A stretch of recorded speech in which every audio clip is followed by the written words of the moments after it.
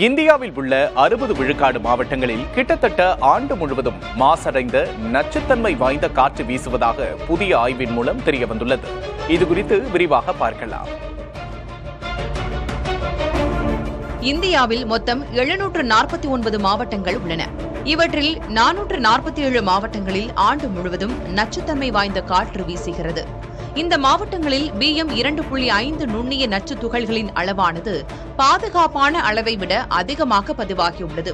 தேசிய சுற்றுப்புற காற்று தர நிர்ணய அமைப்பின் வரையறையின் அடிப்படையில் 1 கன அடிக்கு 40 மைக்ரோகிராம் என்பதே இந்த பாதுகாப்பான அளவாகும்.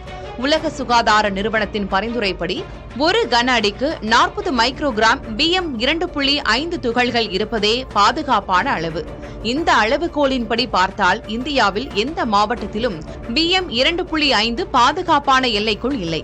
டெல்லி மற்றும் அசாமில் தலா 11 மாவட்டங்கள் அதிக மாசுபட்ட முதல் 50 மாவட்டங்கள் பட்டியலில் உள்ளன.